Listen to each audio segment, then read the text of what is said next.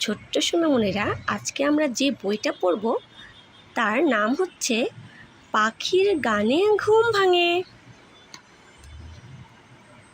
আমাদের গ্রামের বাড়িতে অনেক পাখি আছে।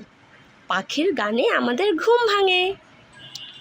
আমাদের উঠোনে শালিক পাখি আসে। পুষলে শালিক পাখি কথা বলতে পারে। পেয়ারা গাছে দোয়েল পাখি আসে। দোয়েল পাখি শীষ দিতে পারে। নারকেল বাগানে টিয়া পাখি আসে। পুষলে টিয়া পাখি কথা বলতে পারে। বাদাম গাছে ঘুঘু পাখির বাসা। ঘুঘু পাখি ডাকে ঘু ঘু ঘু ঘু।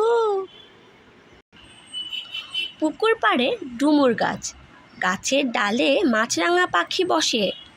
মাছরাঙা পাখি ছোঁ মেরে পুকুর থেকে মাছ ধরে খায়।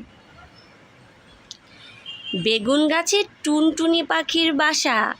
টুনটুনি পাতা সেলাই করে বাসা বানায়। বকুল গাছে হলদে পাখির বাসা। হলদে পাখি ডাকে ইষ্টি কুটুম। আম গাছে দাঁড় কাকের বাসা। কালো কাক ডাকে কা কা।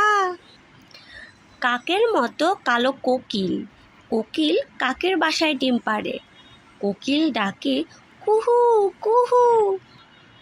তাল গাছে বাবুই পাখির বাসা। বাবুই পাখির বাসা বাতাসে দোলে। আর গাব গাছে থাকে হুতুম প্যাঁচা।